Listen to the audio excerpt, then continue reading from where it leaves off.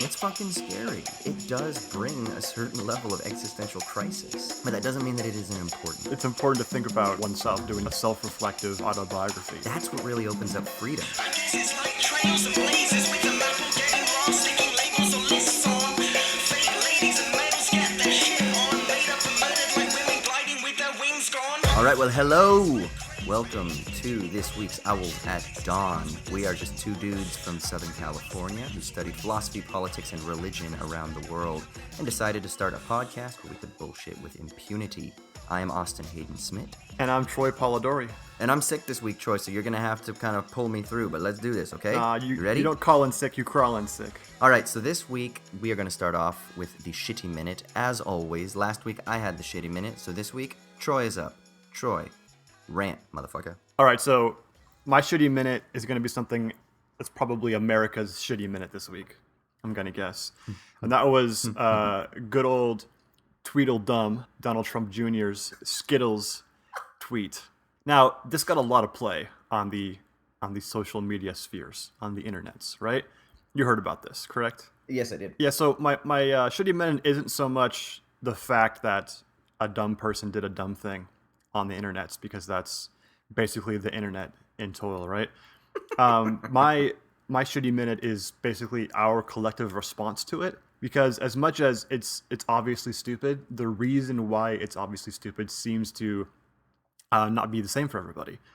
I mean, there's so many mocking tweets and memes. It's become a meme itself with the Skittles, and they're usually pretty funny, like making fun of the idea that you could compare Skittles to refugees, right? But the point is, Tweedledum was making an analogical argument. He was trying to say, if you had a bowl full of Skittles and you knew that a couple of them were poisonous, would you even try to eat one? No, you'd throw the whole thing out, right? And so that we should do the same if we think that there are dangerous, possibly dangerous refugees. You should just reject the entire idea of accepting refugees. That's an analogical argument. On the face of it, we can all say, if you have a modicum of intelligence, this is a dumb argument. But why is it dumb? It's not dumb because you're comparing Skittles to refugees, right? That's how analogies work. You compare unlike things. If you're going to point out why it's dumb, point out what is the key sort of relevant dissimilarity to the argument. Right, so getting a little teacherly here.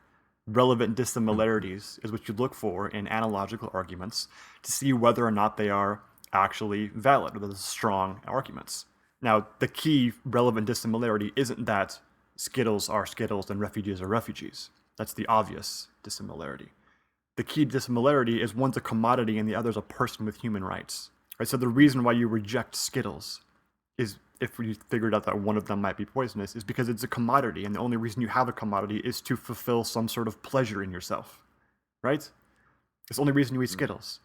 You don't accept refugees because they bring you pleasure. Now, maybe it does. Maybe you get to play like football with them or whatever, or go to school with them and become friends with them.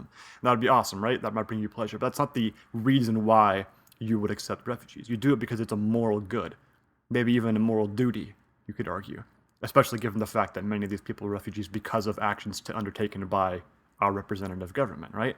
So actually analyzing the argument and pointing out why it's bad is important, because then you actually learn how to make proper arguments.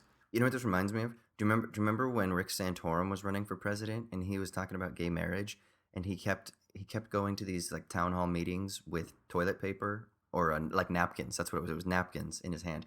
And he would be like, you can't just redefine marriage. Just like I can't just redefine this napkin. This napkin is a napkin. It can't be anything else. Just like marriage is marriage between a man and a woman. It can't be anything else. And I remember so many people were using this argument. They're like, that's right. A napkin is just a napkin. And I was like, no, it's not. That argument doesn't work. It's a napkin because we call it a napkin. I could call it and use it as anything else in the entire fucking world. So that analogy is actually like self-refuting. And because it's been produced by us to become a napkin. The same way we've socially constructed what marriage is.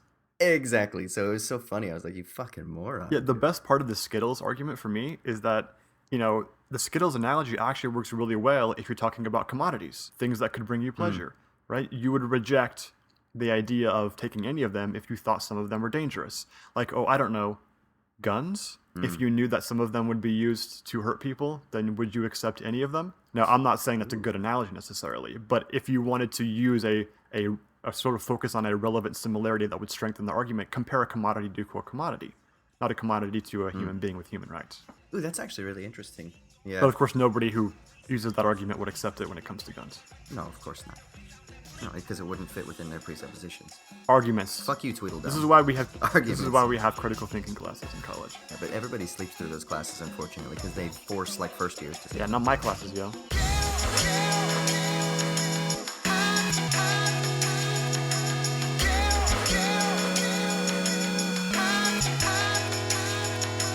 All right, so for our main segment this week, we are going to be talking about a theme of many of the past episodes we've done so far, and that is, what is power and what role does it play in social structures? We've talked about Black Lives Matter, talked about American evangelicalism and the Trump movement, talked about the burkini ban, talked about inner city poverty with Tom Airy recently. And through all these episodes, there's been this common theme of, we've referenced the idea of social structures and discursive power, how knowledge functions in social structures to sort of create imbalance between people, hierarchies. And we've never really done a deep dive to investigate what we are referring to with some of these more kind of conceptual socioeconomic concepts. So we felt like we might as well get into it and talk a little bit about what this is, since it's probably going to reoccur in the future, I would imagine, right? I have a feeling we're going to talk about power in pretty much every episode. Yeah, and it's really interesting, too. I sent Troy I guess it's an article, or it was a blog post from something that took place at, what was it? Was it some sort of Christian philosophers? Society of Christian Philosophers. Yeah, and there's a distinguished analytic Christian philosopher by the name of Richard Swinburne, but spelled like swine, like a pig. So Swineburne. Is that a dig at him? A little bit, maybe. But Richard Swinburne gave a talk at the most recent, I guess it was the Midwest meeting of Society for Christian Philosophers, in which he basically said that homosexuality was a disability. And he was using sort of teleological arguments, right? It's a disability because homosexuality doesn't lead to offspring and procreation, so therefore it is a disability based on the natural function of human beings and what sex is supposed to be, blah, blah, blah, blah, blah, blah, blah. Anyway, it caused a shitstorm at the conference, and then, of course, on the internets, and people got all angry. And the guy that wrote this blog post that I sent to Troy was basically saying, and this is precisely why Christians need to read Foucault. And I thought that was so illuminating and so simple, but it's something that I have thought and said many, many, many times to people that I've engaged with in discussion, that people need to read Foucault or Nietzsche or various other critical theorists, but Foucault seems like a nice sort of foray into it, because what Foucault does is precisely disrupt this type of thinking. And I get frustrated when I see individuals that talk about the Black Lives Matter movement or that talk about, gun rights laws, but they fail to engage in any sort of discussions that would take place at a structural level. They fail to investigate the undergirding logics that really condition the arguments that are taking place. And so I think that, I don't know, I almost think this is kind of like a bedrock or a starting point for me, is understanding power, understanding discourse, understanding the knowledge-power relation, and then understanding the sort of ideological power structures that sort of form the nexus or the matrix of our social relations. Yeah, it's kind of a Gestalt switch, right? In the way you think about the world, in the sense that we're so programmed to always think individually. Why does the individual actor behave in this way? Well, they either have these reasons, or they have these unconscious drives, or they have whatever it is that causes that to happen. And when you start thinking about social structures and the way power is manifested and regulated in these structures, you can kind of, in many ways, hopefully supplement, but almost erase the entire idea of talking about individual actors and seeing things on a much bigger stage. What's happening in the entire society, or smaller units of the society that make certain events propagate over and over and over again. Right. Okay, well, what if we start with this? What if we just basically talk about power? What is power? We might have to edit this for brevity's sake in case we don't want to go too deep in the theoretical, but Foucault's notion of power really stems from Nietzsche. Nietzsche used this term power, and it's famously difficult and ambiguous to define what he means by power. But it's some sense of the internal drive we have, right, to dominate. And so in Nietzsche's the genealogy of morals, the masters just dominate the slaves, just like a natural course of things, right? They literally have more power than the slaves. But eventually the slaves, through their ability to use the intellect, are able to convince the masters to willingly give up their power. And so now you have the domination of slave morality. And it's all about power, right? He's trying to say that's progress in society from, more maybe feudal systems to, say, a social democratic system isn't really a progression as much as it is just one execution of power versus another. And so Foucault takes this idea and says, well, what if we, instead of talking about it as like an internal drive, as more of a historical phenomenon, right? It's the explanation of historical change in various areas. And so he did a series of studies, Foucault did, in prisons, about hospitals, about medicine, about mental health, about sexuality, all sorts of things that dive into this and see how do these power relations evolve. The main theme here being in these studies for Foucault that we misconstrue things when we think that we've made progress in these areas, moral progress in these areas. So, classic example he gives in A Discipline and Punish, one of his most famous works, is how we treat prisoners. Yeah, we used to flay them in public and beat them and hang them and whatever, and it's gross and terrible. But it was thought to be a deterrent to crime, and so that's what we do. Eventually, the sovereigns realized this isn't as much a deterrent as it is, in many cases, a way to stoke rebellion, because the body of the dead prisoner or the tortured prisoner becomes like a rallying cry for the oppressed. So instead of doing it publicly as a deterrent, let's do this privately, where nobody can see.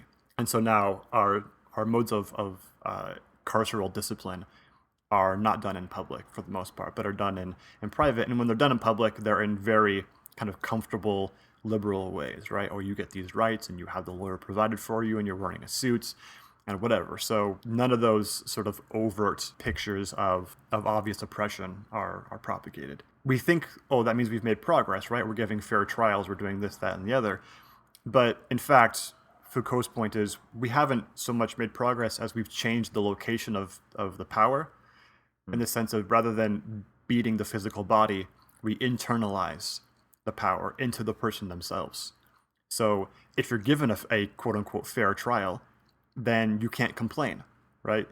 No matter what happens, regardless of the fact that, well, what about the jury system and who's selected? What about the fact that the DA might have better resources than a public defense lawyer who may not care about your case, or whatever other imbalances of power might exist? And so it's just, the key thing here is the internalization of the power. It's almost like you're acting it on yourself rather than the state doing it to you, in which case you can't fight that because the policeman's within you, right? The classic picture of this from Foucault is the panopticon, which is also from Discipline and Punish. Panopticon was formed, it was Jeremy Bentham, right, who first did this idea? Yeah, the prison where the guards architecturally would be built, so the guards could see every cell, but nobody in the cells could see the guards. So even if the guard wasn't there, you could post the guard there, 2 hours a day, and the prisoners would never know when the guard was there and when the guard wasn't. So they'd almost internalize the guard because they didn't know for sure. And of course, that has everything to do with modern surveillance and policing and governmentality today. Exactly. And then someone that has been really influential to me kind of takes this even a step further. Gilles Deleuze, he wrote something called a postscript on control societies, where he takes the idea, Foucault's idea of a disciplinary society, and takes it a step a little bit further and talks about how what you have as a control society. And I think that it's kind of embedded within, latently within the idea of a disciplinary society within Foucault, the idea of self-policing and whatnot. But Deleuze really teases it out a little bit. And what you do is you have this idea of a society that is driven by these control mechanisms. And so the power structures aren't just there to discipline the body as they were in Foucault, but actually they're there to sort of like manage and control things, and that everything that you get within a given society's, the social codes, the social expectations, et cetera, those things are all mechanisms of control, which are manifestations of the flows of power or the flows of desiring machines in Deleuze's terms. But that's a little wanky and theoretical. Are there any examples of what that management or control would be? What do you mean what it would be? I was trying to think how you say it extends Foucault's notion of power relations and then into control and management. Like, what's the extension? I think it's just that it is more ubiquitous. So rather than it being confined to institutional understandings of control, like Foucault's really interested in like the educational institution or the psychiatric institution. What you have now is you have just an entire spectrum of life that is completely controlled, that is out with the simple sort of delineated formal structures of an institution. So it isn't just the carceral institution that creates a disciplinary power relation, and it isn't just the educational system, and it isn't just the psychological institution, but it's literally the entirety of the hegemonic control of capitalist ideology that conditions life. So, like, even the way you go out and get groceries at the grocery store, what you're buying Exactly. is in many ways controlled by various power relations. Exactly. Okay, yeah, I mean that definitely flows straight from Foucault. There's a really interesting. Did you ever read Ta-Nehisi Coates' Between the World and Me? No, I didn't. Oh, it's a fucking beautiful. I mean, he's a brilliant writer. I don't know if you've ever. Did you ever read his article? I'm sure you read the one on reparations, right? But yeah, I When he read did, all the like- stuff on Atlantic. Yeah. Okay, yeah, cool. Well, so he wrote this. I guess it's a novel. It's a sort of semi-autobiographical novel, but it's told through, I guess, what would you call it, like a diary or a journal, where he's writing a letter to his son, and it's basically about his own experience growing up as a black man in the United States of America. It's wonderfully written. He's a very interesting thinker. But the thing that was so important to me was the way in which he talked about how when he was in high school, how his body was disciplined to function in a particular way. Now, he doesn't reference Foucault, but he talks about being in an educational environment as a black man and how the practices that he would engage in, the habits, right? We call it the hexis, the habits of his daily activities as they were conditioned by the educational institution, as the educational institution was influenced by the sort of structural race relations within the United States and in the area. He grew up in Baltimore, so it's a pretty it's rife with sort of racial conflict and has been for decades, right? But he talks about how with every pen stroke and things like that, his body was being disciplined and was being structured in a particular way. And the thing that I like about that is that it's very visceral and it's very material, rather than I think a lot of philosophical thinkers and a lot of times theoretical concepts can seem very detached from the material world. But with Foucault and with Coates, in this particular example, is you get this idea of real material embodied experience, and that the disciplinary society isn't one that is just this theoretical concept like the master-slave dialectic, like you were talking about earlier, that might seem a little bit sort of theoretical. No, this is literally how material relations form embodied existence. Like your existence as a human hunk of flesh in your particular location, as you carve out your space in life, as you sit in your chair at your desk and type up your memos for your boss, you are being disciplined in an embodied fashion to function a particular way. And I think that's what's really kind of interesting about the idea of Foucault's understanding of power that to me is really impactful, that kind of Ta-Nehisi Coates indicates in his book. I just want to point out that devoid of context, Austin just called me a human hunk. So. You are a human hunk of flesh. No, I totally agree. I think that's pretty important, that seeing oneself, maybe even doing an autobiography where you situate yourself within I am looking at you right now, and I'm just picturing you as just this human hunk. I'm sorry. I can't get back into it. Podcast episode over. We're done. Broke the podcast. Well, you did. Continue, please. I'm sorry. It's important to think about, oneself, doing, like a self-reflective autobiography and seeing oneself within these these power relations, right? Thinking of myself as a middle class white kid who grew up with relative amounts of privilege, I like to think that, I teach philosophy because I really loved the discipline. I fell in love with it in college and got relatively good at it, and then earned my spot in the lower rungs of the academic world or whatever. But even that, as modest of an accomplishment as that is structured by particular power relations, right? I mean, I would not have been able to fall in love with philosophy if I had to, work a manual labor job for 40 hours a week to provide for my family or help my family out and not maybe be able to go to college. Or maybe I went to a 2-year and my philosophy professor hated everything and that turned me off and I never got into it. Or, what things would have changed to not give me that privilege. That's a very minor thing, but without those things, I wouldn't be in the current place that I'm. Probably wouldn't even be the current person that I am. Yeah, and I think there's something that is important that needs to be understood about this. Foucault's understanding of power isn't bad. So like those opportunities that you're talking about, that the practices that have led to your current status in life, that's not necessarily a bad thing. He's not making a moral value judgment per se on power. So power isn't bad, power isn't necessarily exploitative, and this is where there's a little bit of tension between Foucault and certain Marxist theorists, right? Or anarchist theorists, even though Foucault oftentimes gets co-opted into certain anarchist circles, is that a lot of times people are skeptical of power as such. But in the Foucauldian Nietzschean tradition, power isn't bad. Power is just simply the flow of life or the flow of history. Power is the exertion of the unfolding of biological, structural, social, linguistic history. And so it isn't about like running from power or confronting power. It's about understanding how power flows. And then, even though Foucault doesn't spend much time talking about this, it's figuring how you can sort of reorient power to flow in other directions. Yeah, yeah. I don't know if Foucault ever said this, but I hear this a lot attributed to Foucauldian thinking, that power is not bad, but it's dangerous. But what is dangerous is always for that same reason, promising or has potential. And so I always thought that was a pretty effective way of thinking about it, because for Nietzsche, yeah, power is that flow of life, right? So it's like internal to us. It's just part of being.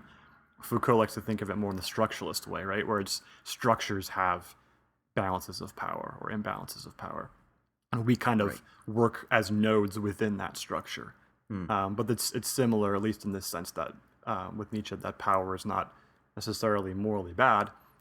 It only becomes difficult when we forget the fact that this is the case, that we exist within these structures, and we like to think of it as otherwise, because that seems to us to remove our agency and remove our responsibility and our accomplishments, or degrades the necessity for punishment or whatever. We need to think of ourselves as within these structures, and then think, how can we better harness them for the sake of humanity? And that was kind of Foucault's final phase, was these technologies you can use to better accommodate to the world.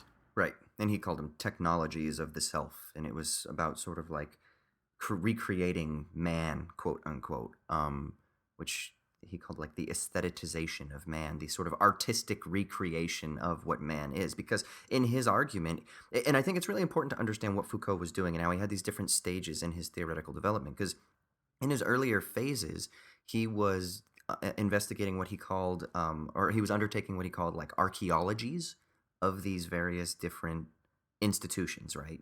And he sort of arbitrarily chooses this term, but it's kind of like an archaeologist would, where you excavate the sort of landscape of received knowledge. So you receive certain expectations or understandings of what the human sciences are, right? So psychology and shit like that, or the medical profession.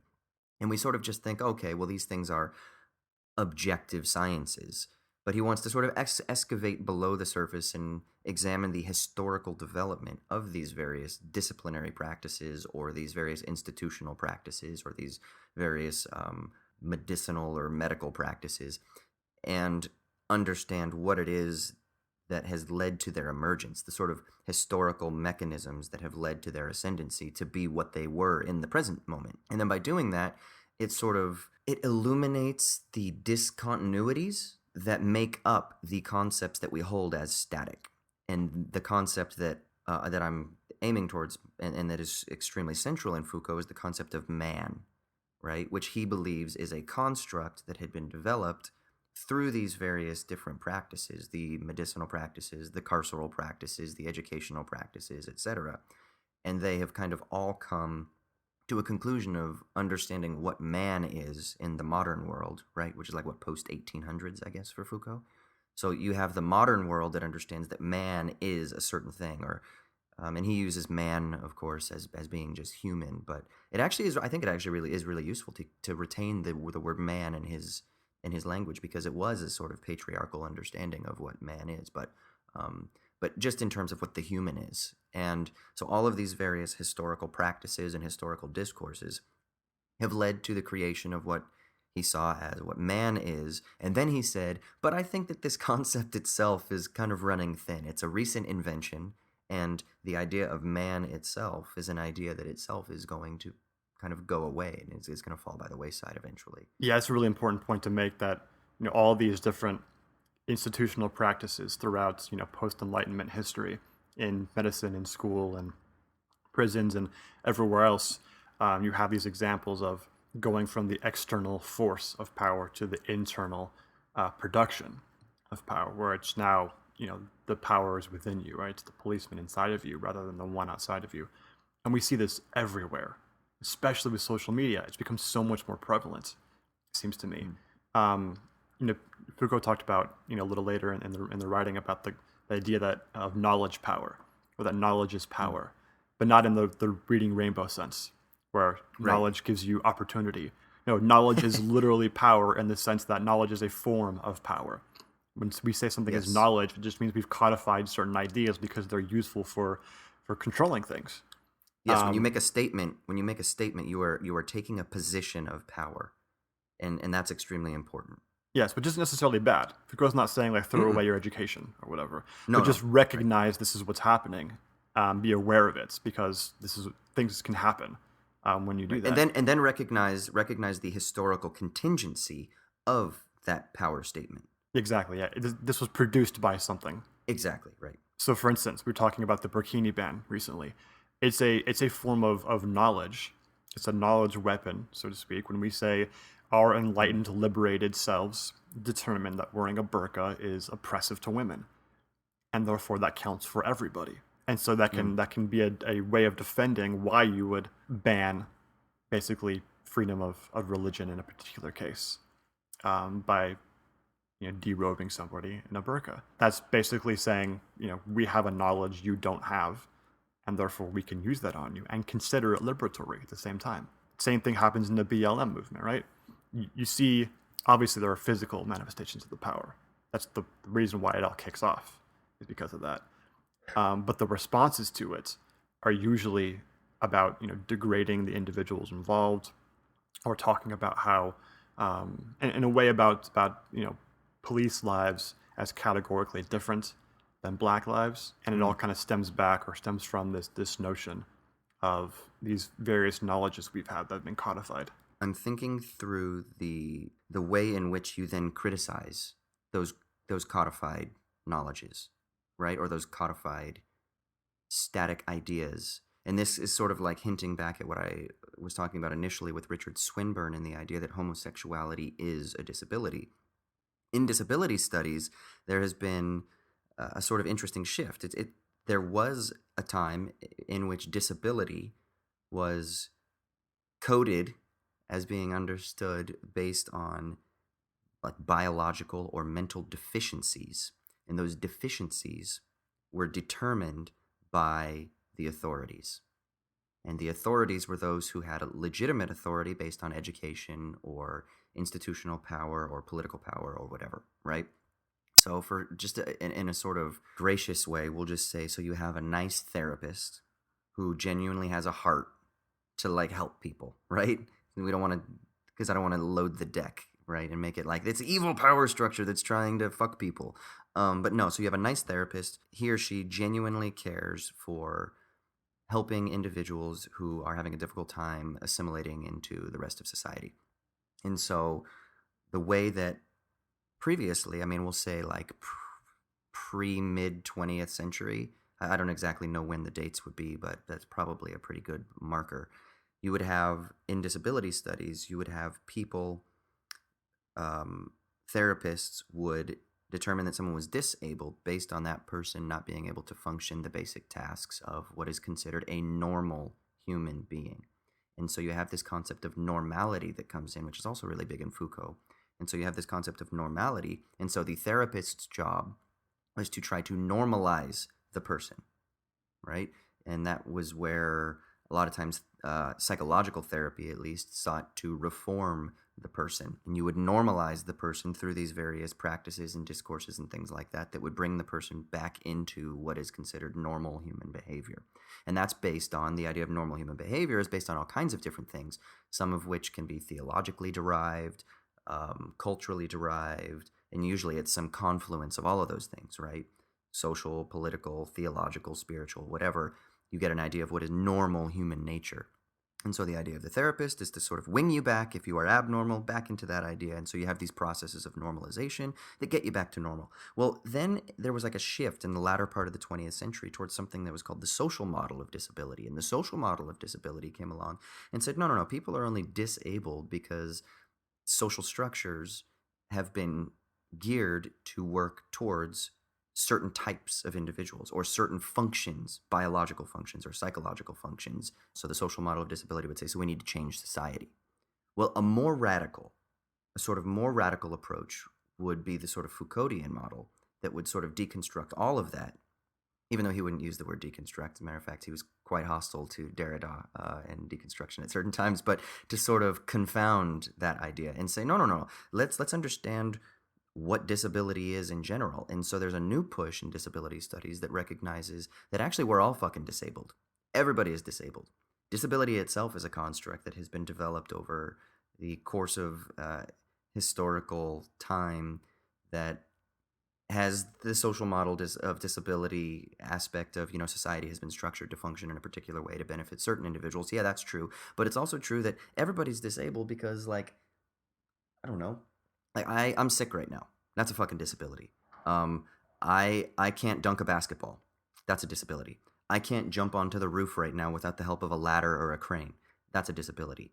Ability itself is a term that needs to be understood within a context based on a goal that is trying to be met within a particular situation. And so we need to sort of ubiquitize the idea of disability itself so that we take the privilege away from these hierarchies that are developed and we sort of flatten it out. And I think this long sort of meandering that I'm ultimately trying to get to is the idea that ultimately what a Foucauldian investigation of power does is it eradicates the hierarchy. And it seeks to sort of level things out so that there isn't that privileged position of power where you have those who are in control of the centralized notions of power and then those who are sort of succumbed underneath that. Yeah, it's very much an emperor has no clothes kind of thing, right?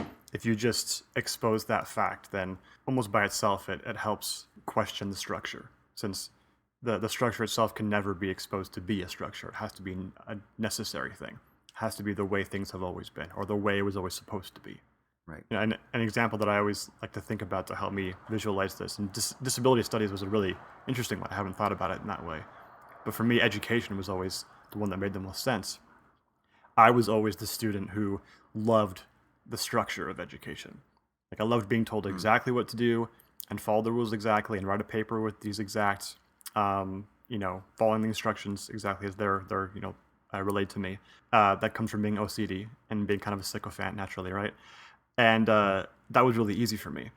For others, they maybe have more of a creative mind, and when they're told to do a specific project and they're pigeonholed in exactly how to do it, that becomes extremely difficult for them, and that sort of makes them repress their abilities in a way. And how many stories do we have in history of intellectual geniuses who struggled with the confines of traditional education because of this lack of being able to explore and create?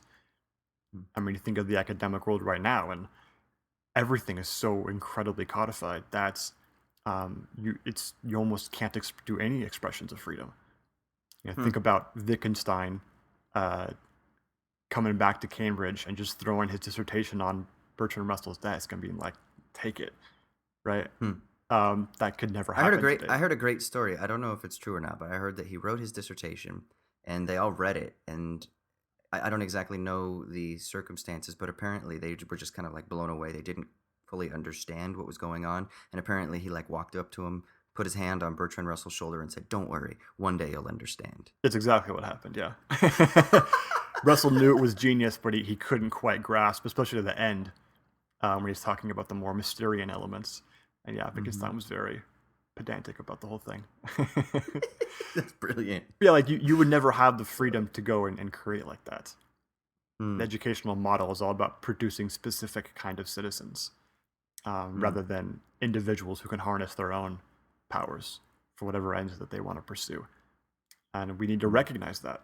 And by recognizing that, that begins the process of possibly reformulating it towards what's better for humanity, rather than just sort of continuing the current structures. And I think for me, that's the thing that I find so useful with sort of Foucauldian genealogical or archaeological analysis of structures and of institutions and of social groupings, is that it does help to sort of unravel it so that you don't see it as being a fixed truth, right? And that's the thing that in particular people are so afraid of. They're afraid of not having those truths. You get all those analogies. It's like you need the firm foundation, or in Christianity you get the idea of like the house that's built on the rocks versus the house that's built on the sand. And Christians are so afraid of being detached and floating around in the infinite abyss.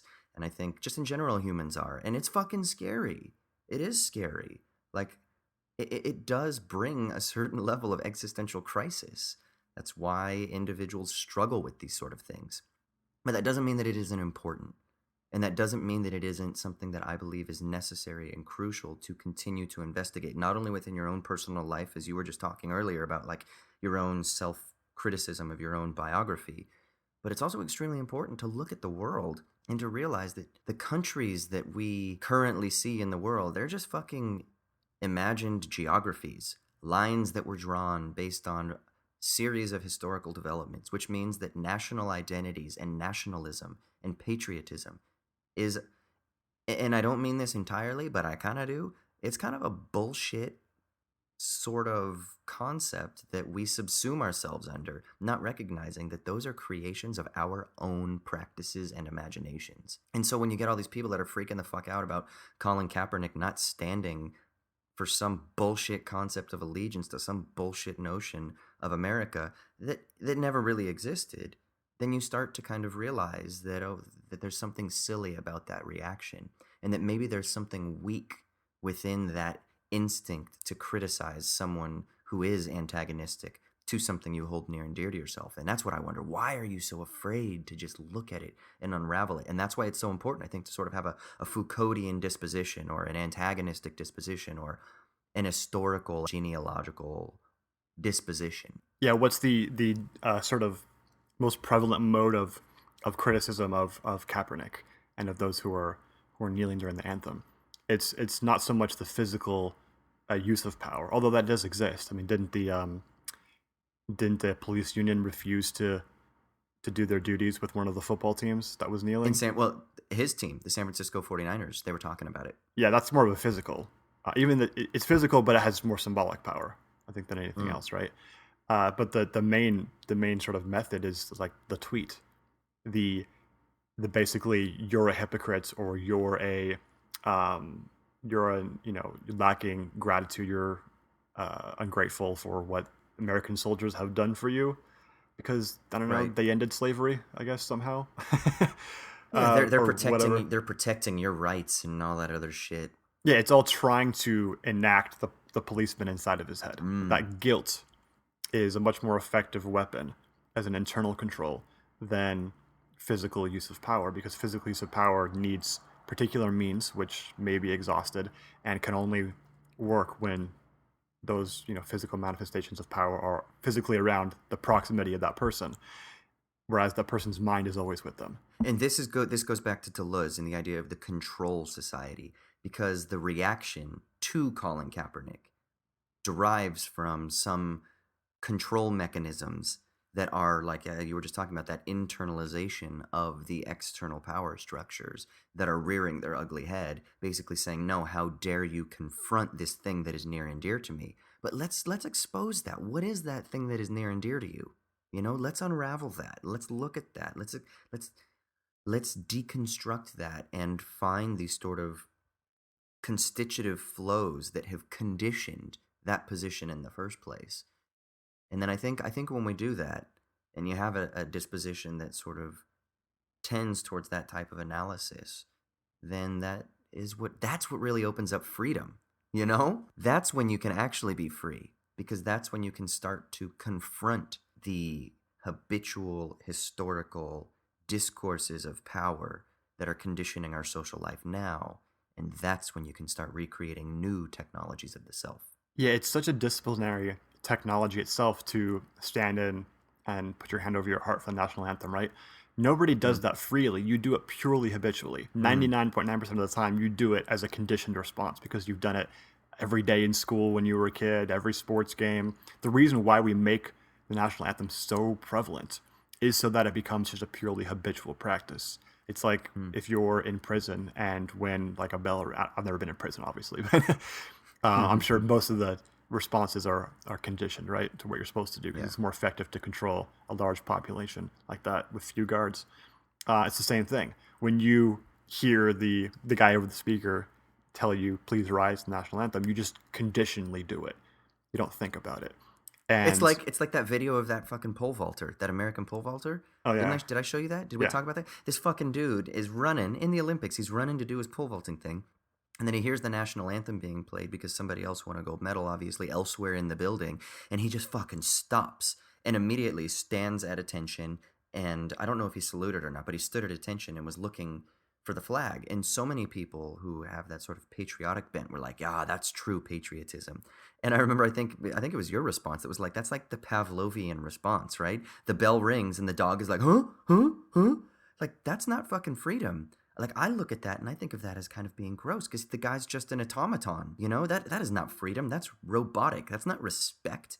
That's not pride in country. And if that's what pride in country is, then that's not something that I want any part of. Even though I do have those Pavlovian responses as well, of course. But that's the point. It's kind of like being aware of them and sort of unraveling them perpetually as I recognize them and as we sort of like pursue things. But that's gross, man. That's not all rise for the Pledge of Allegiance and you must rise because you feel guilty or something like that, if you don't do it. Yeah, the masses all obeying a particular dictum is not freedom. Freedom is like thinking about, why am I doing this? What is it? What is the practice of this doing to both myself and everybody else who's doing it? What is it propagating? What are the notions that it's trying to incorporate?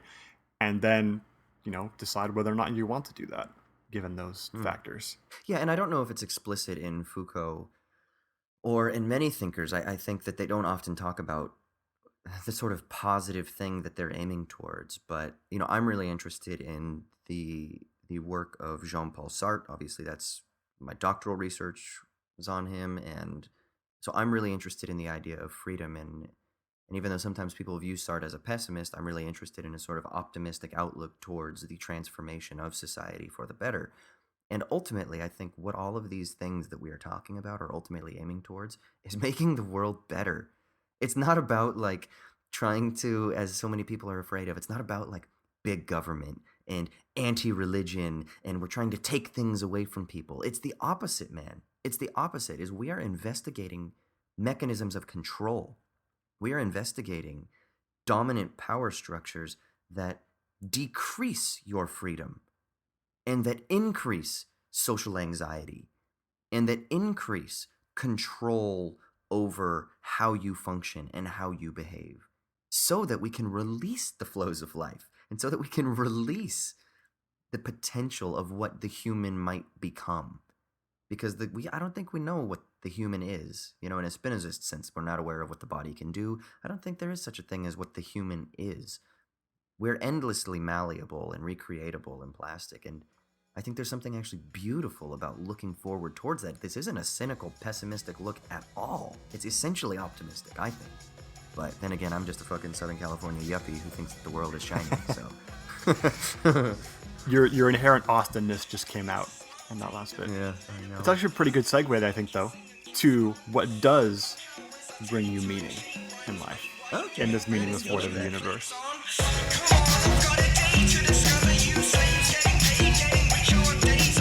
What is your sticky leaf this week, Austin?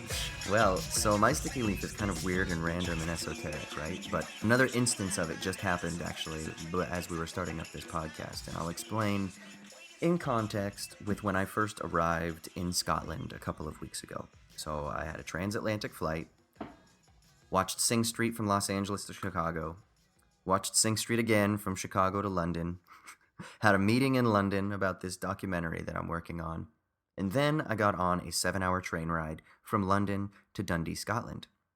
Now, I was tired, but I slept on the train. So my faculties were still functioning. So I'm going to disregard that this occurrence is attributable to my being tired. So, about 5 hours into the train ride, I'm somewhere in the middle of, I don't know, like the Scottish lowlands or somewhere past Newcastle. It was like in between Newcastle and Edinburgh, I believe. And on UK trains, they have these train conductors that will come by periodically, and they'll be like, tickets, please, and everybody has to show their ticket, and if you don't have a ticket, then they'll like make you pay for it or whatever, you know. So I got my ticket out as this one guy's like, tickets, please, and I was sitting, so I'm trying to, like, you have a car, and there are, you know, a train car, and there are 2 seats, and then you have an aisle, and then you have 2 seats, and I was sitting on what is, I guess, the right side of the train as we were moving northbound, right? So I'm on the right side of the train, and there was nobody in the seat next to me, so I was turned sideways, facing the aisle and the seats across from me. And I'm looking out the window and shit like that, because it's just beautiful countryside, right? And I was listening to an audiobook, and I hear, tickets, please, and so I, you know, pull out my ticket as this guy comes from my left, which means he's coming from the south side, right, heading northbound, from my left, and he comes up, and I show him my ticket, which he'd already seen previously, so he just kind of nodded at it because he'd seen me on the train, because I've been on the train for fucking 6 hours already, or whatever it was, and so he just walks past me and goes up towards the right, and goes to the next car. Now, about 30 seconds later, I get back into my audiobook, I'm doing my thing, 30 seconds later, from my left, I hear, tickets, please, and this motherfucker, same dude, walks, same shit, and as soon as it happened, I was like, bro, didn't this just happen? I was like, I swear to God, this just happened literally 30 seconds ago. The dude walks past me, same shit, I pull out my ticket, and he just looks at it and nods and walks past and goes off towards the right in the same direction. Now, we weren't stopped at a train station, so it's not like he passed me, got off the train, and got back on a train, you know, previous, and then walked back up again. He didn't walk down the aisle again and then go back up. I was awake the whole time. I was watching the countryside. It might not even been 30 seconds. It might have been 15 seconds. This motherfucker, you know what I'm attributing it to? And this is my sticky leaves. This was a glitch in the motherfucking Matrix. I was about to say that. This is a fucking glitch in the motherfucking Matrix. And ever since then, I have been thinking, I'm like, am I in the Truman Show? Is this the fucking Truman Show? I don't know what the fuck's going on, man. But I just thought that was so interesting. And so I'm getting ready to set up this podcast today, and Troy and I are talking, and I'm on my cell phone, and we're doing a Hangouts thing so we can see each other. And my phone has, you know, when you're Skyping with someone or using Hangouts, how it has, like, the main person's picture is the big picture, and then your picture is, like, the little small one in the corner. Well, my picture somehow reversed. And I am now looking at myself, not in like a mirror image, like the camera's actually looking at me, but it flipped. So everything is switched left to right. So like right now, my right hand is up. Troy, does it look like my right hand is up? Yes. Okay, in my picture that's staring back at me, it looks like my left hand is up. It's the one diagonal to me. Dude, the Matrix, bro. This fucking glitch in the Matrix. So this is my sticky leaf. I just think that's kind of fucking interesting when weird shit like that happens, and it kind of made me excited, and I was laughing about it, and I was like, what the fuck is going on? I literally, when I was on the train, I almost got up out of my seat, and I should have now in hindsight. I was going to walk up to him just because I needed confirmation, and I would have been like, did you just come down? Are you coming back? Like, did I maybe close my eyes for a second, and he just like snuck by me and then walked past up? But it was so weird, dude. I swear to God, it was a glitch in the Matrix. So that's my sticky leaves for the week. I don't know what the fuck's going on, but I think this world is a hologram or something. Your sticky leaves are weird, man. I know, man. I don't know, dude. I feel like you just do LSD right before your sticky leaves every week, and then there you go. You got your material. Yeah, I don't know, man. It was crazy though. It was absolutely crazy. Have you ever had like a glitch in the Matrix experience? Maybe that's what I can think of that was that sort of, obvious. I mean, that's a fucking glitch, right? So, I mean, let's think through the options here. Either there are twins and they're just fucking with people. Or he came back down the aisle and walked back up again. Or what? Like, what else would be another option? Drug-induced euphoria? Drug-induced euphoria? All those Yeah, it years could've been. of abuse? Yeah, it could have been. Who knows? Flashbacks? Ah! I have no fucking clue, man. But it was actually really funny. And then for the rest of the train ride, I was just sitting there thinking, I was like, God damn, this world is so weird, man. Like, because then I'm thinking about like my own psychology and how we can force ourselves to think weird shit and how we experience things. And then, I don't know, I just think it's fucking weird. But I enjoy it. I enjoy exploring the crevices of my own weird mind. You're going to have an autobiography at the end of your life called Why I Became a Subjective Idealist by Austin Smith. It's going to be the opening prologue to the whole thing. One time I was on a train. I saw the glitch in the Matrix. Yeah. So that's my sticky leaves for the week, is pay attention to those glitches in the Matrix. But, of course, if it really is the Matrix, or if it is the Truman Show, then you all are in on it. And I just want you to know that I'm onto you, motherfuckers. I'm coming, Ed Harris. I'm coming, Ed Harris. Take that red pill, you. I'm going to start doing weird shit because I know that you guys are all watching me now. I'm going to, like, stick my ass in the air just and start waving it and shit. Be like, what, you want to see my brown eye? There's my brown eye. Fuck you, Truman Show. Of course, I think paranoid schizophrenics do that, don't they? Yeah, and then Foucault would say, that this form of madness via the medical gaze has been seen as a sort of, unfortunate condition. But really, in previous eras, you may have been thought of as a sort of sage. I'm, in Mr. Robot, doesn't what's his name? Craig Thomas. Craig Thomas says that exact same thing, right? He's like talking about Moses and Jesus. They all heard voices, and maybe that's the divinity reaching out to you. Yeah, Craig Robinson. Yeah. Craig Robinson, that's his name. Which is okay. Another sticky leaves. Fucking watch the second season of Mr. Robot. Go. I'm out. Peace. Let's move on.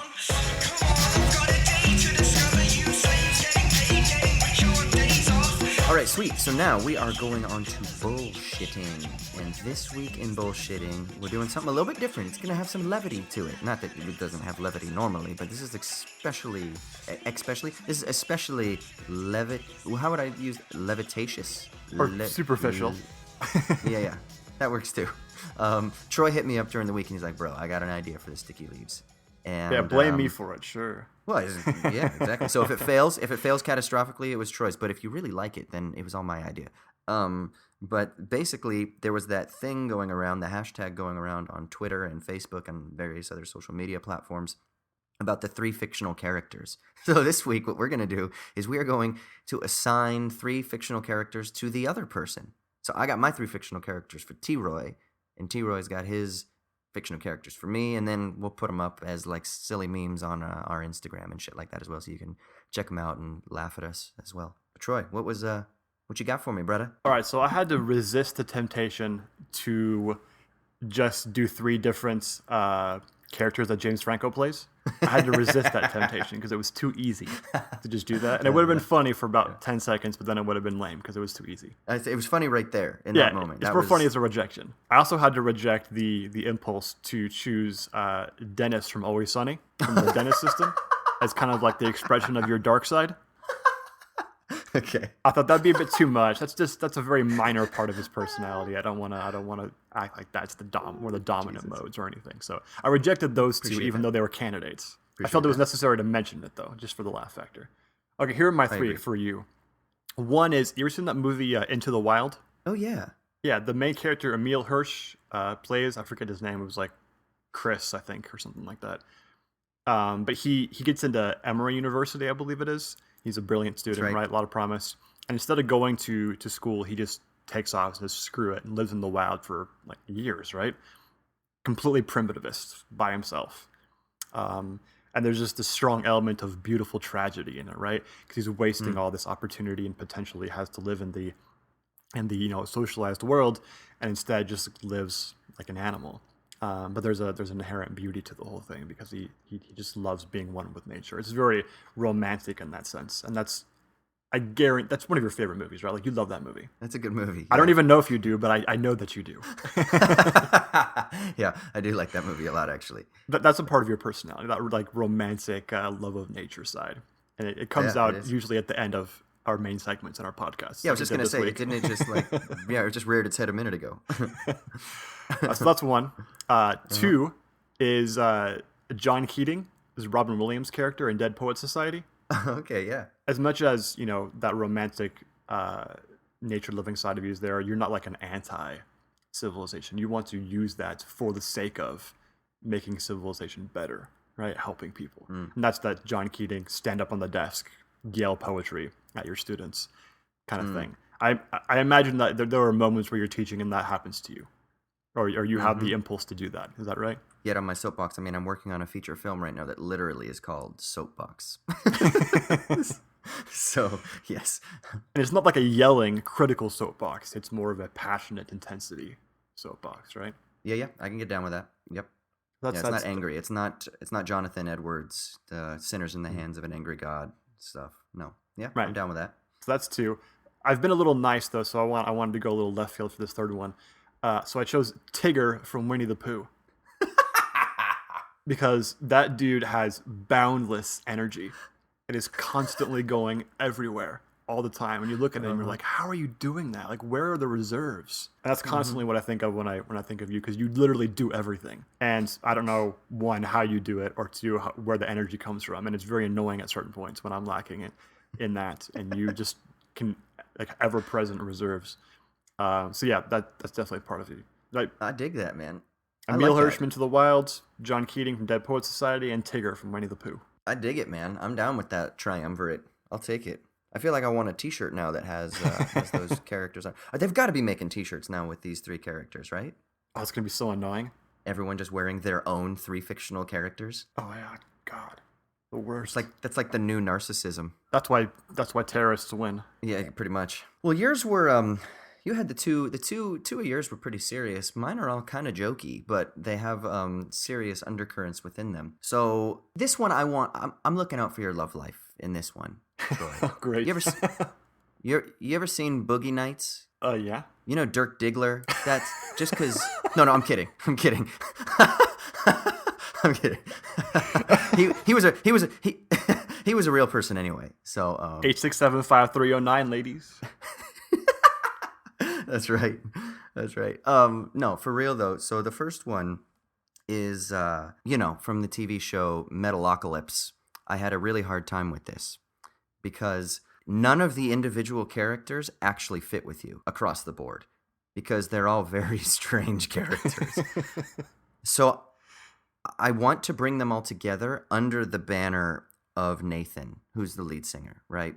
So I'm just going to say that the guys from Metalocalypse, minus the homophobia that oftentimes comes up with some of the characters,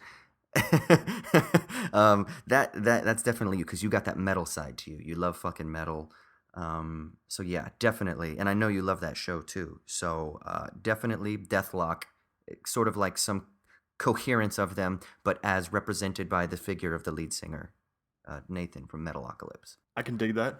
Yeah. The second one is, I can't remember the character's name right now. I had it and then I just lost it. But from White Men Can't Jump, Woody Harrelson's character? Oh yeah. That's you, babe. That's you. You are a white boy that cannot jump, but you have a good yet awkward outside shot. Awkward? You are that Woody. It's a little awkward, but it's all right. It goes in. My form is the elbows. perfect. What are you talking The about? elbows out a little Dude, bit. my elbow does not but it come goes- out. What are you talking about? You're insane. It comes out a little bit. have But no you can't idea. dunk. And you're a slow white boy, but it's all good. Bro, Rosie Perez, it's not going down that road though. No, you don't like the Latina. What are they? Spark plug? I guess that's not. But that's fine. It's her voice. I could never deal with that. Man. Yeah. And then the third one, because this is it's sort of sentimental, but it's also got a little element of humor through it.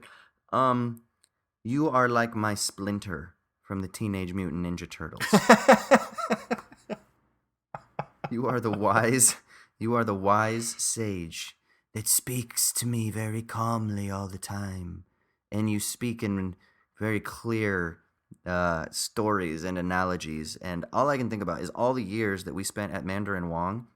You were the very patient listener. And then you would silently open your mouth and be like, yes, well, maybe it's this. And so you have that splinter wisdom. So you are like this sort of strange conglomeration of metal, white boy basketball, and Splinter from Teenage Mutant Ninja Turtles. Dude, I don't know if you knew this, but I was obsessed with the Ninja Turtles when I was a kid. I It used to didn't know come on at 8 o'clock in the morning on whatever channel it was on when I was a kid. And this is in the VCR days. And my dad, I used to like ask him to record it on VCR because I had to be in school like 7:30. And I would Right. watch every single day. I'd record the new episode of TMNT, Yeah. the cartoon, and watch it when I got home from school every single weekday. I've probably seen every episode of that cartoon 300 times. Yeah, they're fucking brilliant. What did you think of the live action ones in the 90s with like Vanilla Ice and shit? Oh, I loved those. The original ones, they were so great. Loved it. The Vanilla Ice stuff was great. Yeah, in my mind, when I came up with the fictional character, I sort of had the live action version of Splinter more than the cartoon one, just because his voice. Remember how he would like talk, and that puppet, the animatronic puppet, was like, yes. That was my mental image of you. And then he'd make really, really just like kind of not dark but dry jokes and go, I made a funny. Ha ha ha. That's right, he did do that. That's so funny, man. God, have you seen the remakes? Oh, don't even go there, dude. They're so god awful. Were there two of them or just one? I remember the one. There's probably been sequels, right? I didn't see them, but because I just knew that it was gonna hurt my childhood nostalgia. Yeah, I hate the whole like destroy my childhood thing. It's overblown. But in that case, Michael Bay did it and should be punished for it. He honestly harmed me by doing that, and so I seek retribution. With first-class legroom, 3 cocktails for everyone, and a schedule you can depend on. All right, now we're throwing it to Michael for our weekly hip hop segments. A little birdie told me he's gonna be talking about that new Mick Jenkins record. Little Birdie told me the same thing. All right, let's get that little birdie on the podcast. Third contributor. Yeah, buddy. Tweet. What's up, Mike? Hey, what's up? It's Michael Burns. I'm here with This Week in Hip Hop on Owls at Dawn. Hope everyone's having a good week. It's rough on my end, man. I live in England. I don't know if y'all know that. And the weather right now, it's like gray on gray on gray. It's like if straight up depression could manifest itself in like weather patterns. But whatever. I'm happy because I'm here with you right now. Pretty straightforward week. 3 things I'm going to talk about. Thing 1.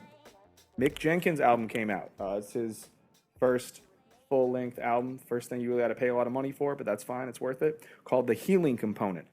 All right? It's really good. So we'll get that out of the way. It's really good. It's really strong. It lives up to kind of all the hype and potential we've seen in Mick Jenkins and his previous projects.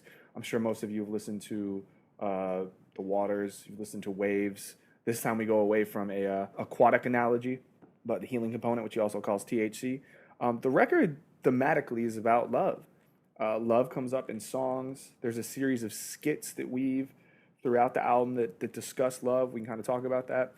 But musically, really on point. And you definitely see like Mick Jenkins' unique spot in the Chicago scene, because while you have some other people, and I think that people like Chance and Joey Perp, some other people in that crew, you can kind of hear that they're influenced by both, obviously, like classic era Kanye, but also more mainstream stuff.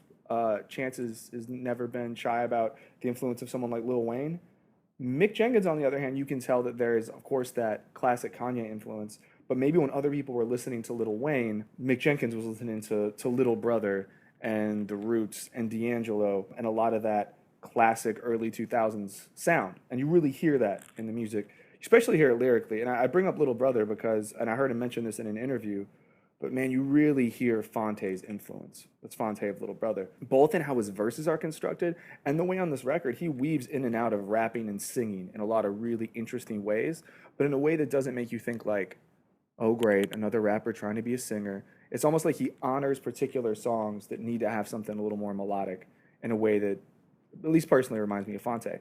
So best tracks in my mind. And some of these you've heard before. Spread Love, really good. Drowning, the one that was produced by Bad Bad Not Good out of Toronto. That one's really cool. And it's a song that first like 2 minutes, mostly singing, and then you get a really hard verse at the end. I think thematically he's getting at some really important stuff there. There's a song As Seen in Bethsaida I really like. Really glitchy production, but he manages to weave in and out of it really well. My favorite track is Plugged, just really smooth. And that sort of thing you can imagine like grooving or riding out to. And then there's a song Angles. And Angles is really good because it might have the best verse of the record, but not by Mick Jenkins, by No Name, another Chicago favorite. If you do nothing else, go listen to No Name's verse on that track because it's insane. And she is so goddamn talented. Low point of the record is honestly some of these skits. Like, it's a lot of Mick and a female, maybe it's his girlfriend or something, talking about love. And I get what he's going for, and I think it's really important and interesting. But if you're, I don't know, if you're not in your early 20s, I think by the end of the album, you're kind of over it a little bit. The interesting part of that, though, is I know I've had talks with a lot of people about how one of their problems with Chance's coloring book is the kind of evangelical Christian side of things, the way that we straight up have like a worship song on that record. And there's obviously a heavy influence of Christianity too, but whenever Mick is talking about Jesus on the record, he's always saying things like, you know, Jesus was all about love, all about working towards love, all about acting a certain way. So we don't have that same evangelical influence. We have more of like a political and social interpretation of Christianity that I at least found easier to deal with and more relatable than the Christianity of Chance or someone like that. Either way, it's worth buying. It's on the streaming services. Check it out. Two other quick things. 25th anniversary of Tribe Called Quest's Low End Theory this week. If you don't know what I'm talking about, maybe consider, I don't know, going to that clinic in Switzerland where you're allowed to kill yourself at some spa. Maybe one of the most important rap records ever. You haven't listened to it in a while. I mean, note that first track, Excursions, the opening bass line of this, and this is the early 90s, 91, is basically Tribe announcing that they were about to change hip-hop production. I don't know if there's ever been as big of a leap from first album to second album, both lyrically and production-wise as we have in Tribe, and in particular in Low End Theory. And also, we have classic tracks on there like Check the Rhyme and Scenario, those tracks that will never die. But do yourself a favor. Give yourself a listen to Low End Theory this week and really think about how this thing is 25 years old and how ahead of its time it was. Last thing I'll mention right now, the new Danny Brown album, streaming. It came out early. It's called Atrocity Exhibition. I'm going to be real. I have not listened to the album yet, so I don't want to say too much about it. The tracks I've heard have been really good. We get Earl, we get Kendrick, we get a lot of people on this, and I just doubt that Danny Brown is going to let us down. I'm going to go listen to it right now, though, so we can talk about it next week. But that is all. It's all from me. Hope you're doing really well. I hope you're enjoying the podcast as a whole. And like always, if you want to hit me up to yell at me, give me recommendations, disagree, tell me about your music, any of that, it's at Michael O. Burns on the Twitter. Great.